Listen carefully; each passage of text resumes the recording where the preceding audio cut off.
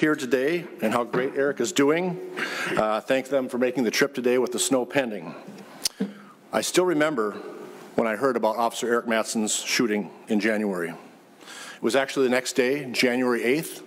We were at a Senate leadership retreat, and my heart sunk when I heard the news. I think everyone in this room felt the same emotions: anger, shock, sadness.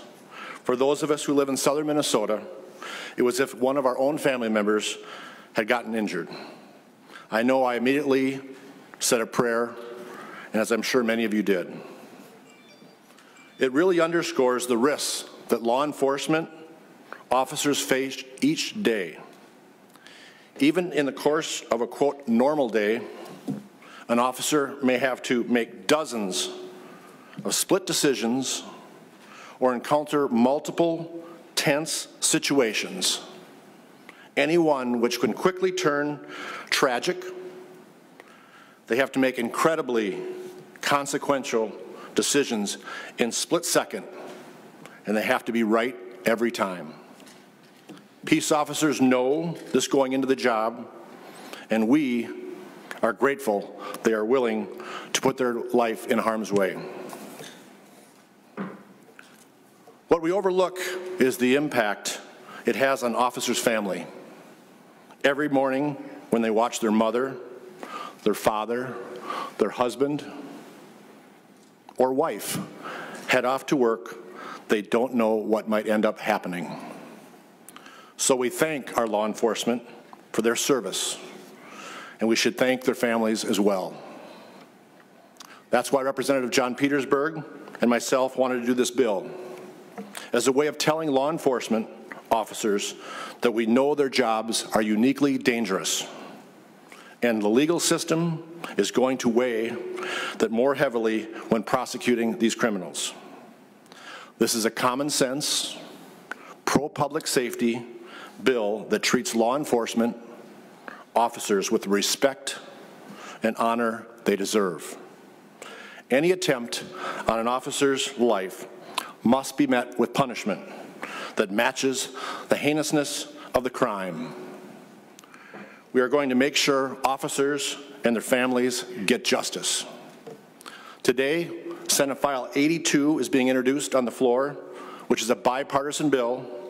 It's a bill for an act relating to public safety, increasing the penalty for certain attempts to commit murder in the first degree.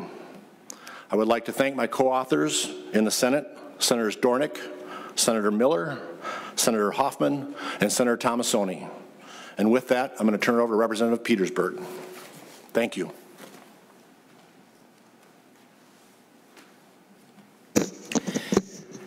Thank you, Senator, for starting this off. First of all, thank you all for coming here for this event and to get more information about this bill. We are here because of the sacrifice of Arik Matson, his sacrifice while he was protecting our public safety and our community. Senator Jasinski shared with you a lot of the background and the insights and the particulars, but I think some of them are worth repeating. In a little bit, you will hear from Arik and Megan about the aftermath and what happened to them, so I won't belabor that, and I'll try to keep my remarks brief. I believe the importance of this bill is amplified by many of the events over the last year. Our law enforcement personnel are being asked to protect all of us during times of peace and during times of public discourse to keep us safe. We ask them to follow policies and laws we set for them, and we, all of us, have a duty and expectation to respect that authority. I believe that when a perpetrator of a crime uses deadly force, that they are intending extreme bodily harm and death. My grandfather was the chief of police in a small town in Minnesota here, and my brother-in-law has retired as a sergeant in the police force down in Phoenix. So I understand and know perfectly well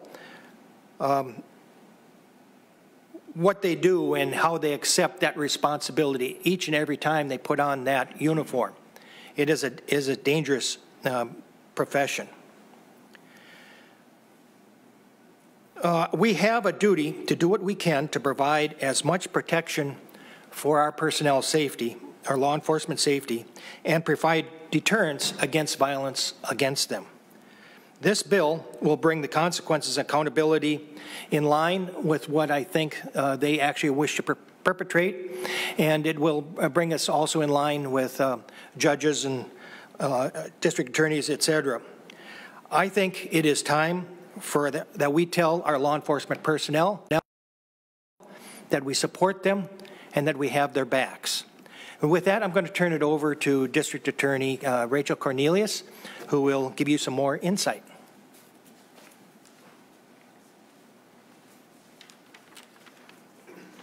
Hello, my name is Rachel Cornelius. I'm the Waseca County Attorney. After prosecuting the case for the attempted murder of Officer Arik Matson, Officer Andrew Herron, and Sergeant Tim Schrader, it was clear that there was a glaring gap in our current statutes.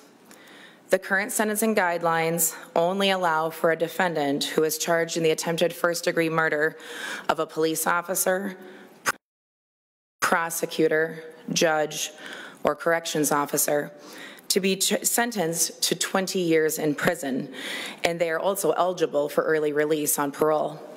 That means the person who shot Officer Matson could have gone out in only 14 years had he not also shot at Officer Herron and Sergeant Schrader. Also under the current law, if a second police officer is shot, the defendant will only receive an additional 15 years for that second officer, insinuating a second officer's life is less valuable. The current law does not account for if the officer or officers are gravely injured, almost die, have to learn how to eat, walk, and talk all over again, and possibly not ever return to work. We provided for higher penalties for the murder of police officers, but there was no similar increases for the penalties for attempted murder. This legislation fixes that and gives prosecutors in Minnesota, like myself, another tool in our toolbox to pursue violent criminals. Thank you.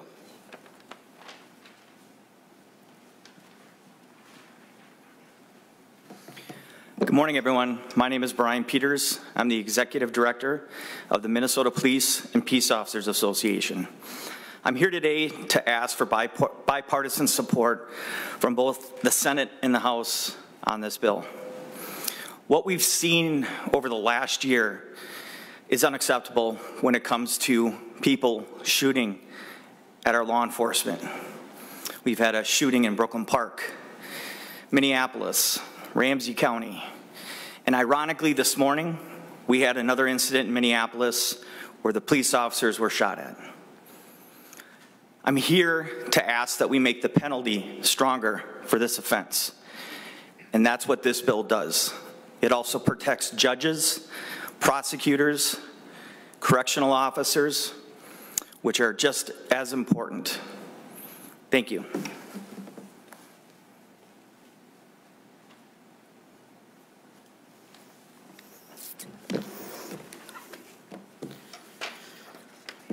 Good morning, everybody, and welcome. My name is Jim Mortensen, and I'm the Executive Director for Law Enforcement Labor Services, and we represent the Waseca Police Department and the officers there, as well as 6,400 other public safety professionals throughout the state of Minnesota.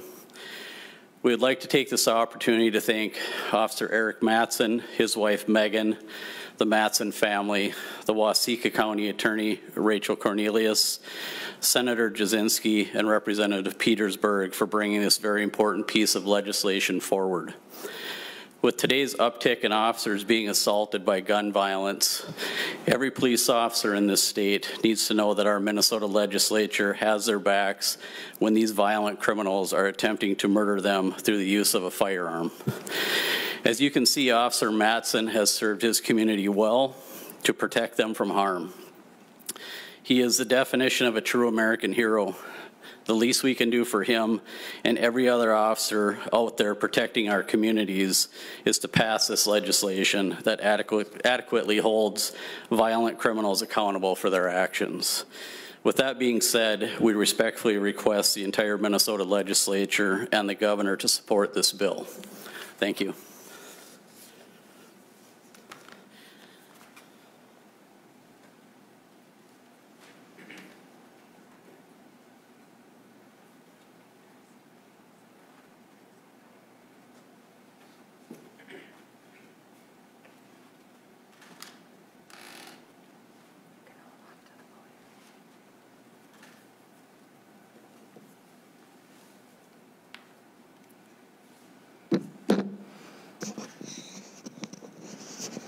Thank you all for coming out this morning.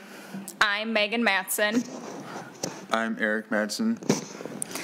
It's a great honor to be in the presence of all these men and women that stand behind us representing our state of Minnesota. As a couple, we believe that there is a purpose to why the Lord chose Arik that night. We are turning a tragic event that happened to our family into something purposeful. With the Lord by our side, we listen to him, and he guides and he provides for us.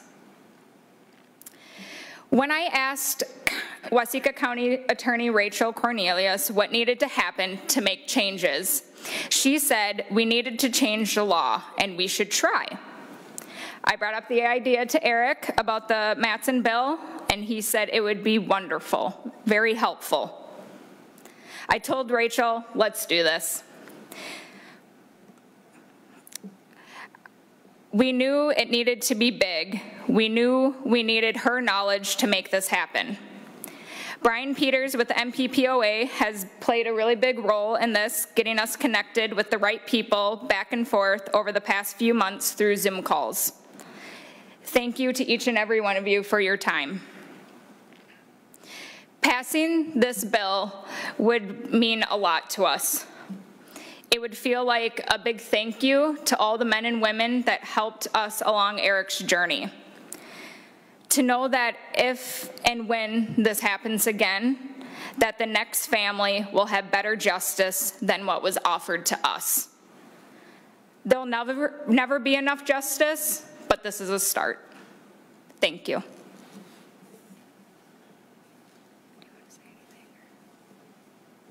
I wish I could say this would be the last time we'd have to prosecute this crime, but unfortunately that's probably not going to be the case.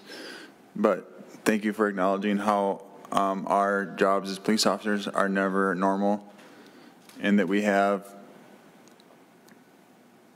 a number of circumstances that can go wrong and be very tragic.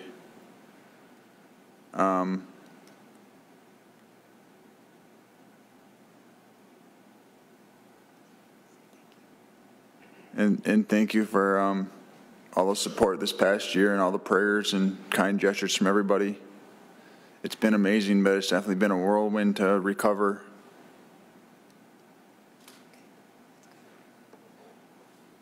So thank you again for having us here this morning. Open it up for questions.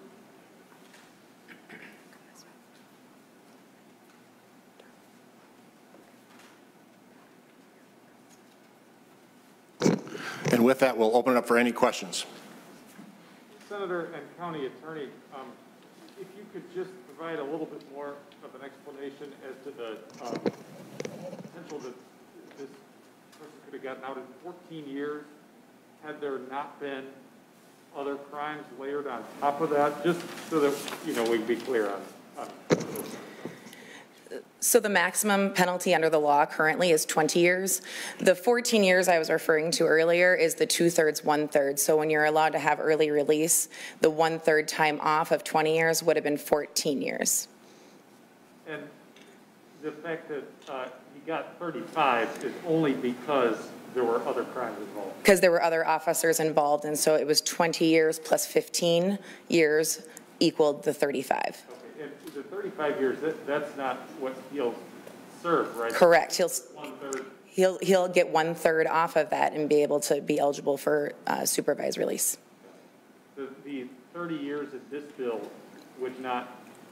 It would eliminate the 1/3 rule. Is that right? That is my understanding.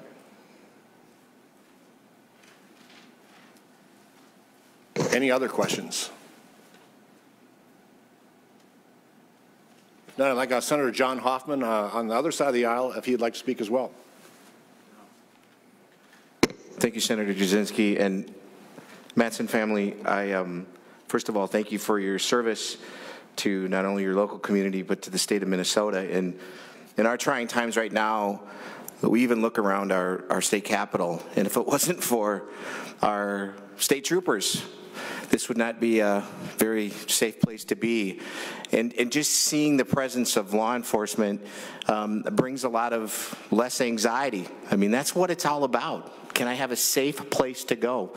And what you were providing in your local community was a safe place to be. And what happened to you, unfortunately, the state statute said, well, this is the condition of how we're going to do this. And if it wasn't being able to add on those other charges, then there would be no justice. There's never going to be any justice in this, but we need to level the playing field. And so, Senator Jasinski, thank you for adding me on this bill. We are here because we want to not only take in consideration and say thank you, but we also want to say we want to protect those that protect us. Thank you. Thank you again. Any other questions? Seeing none, again, thank you, Arik Matson and Megan, for coming up, and everyone else. Thank you for attending today. Go ahead. I thought I'd take advantage of this moment. I think the year anniversary was January 6th, correct? It's been a little bit over a year. Everyone can see, obviously, the progress that Arik has made. I'm going to take advantage of this and ask everyone just to do a quick round of applause for him.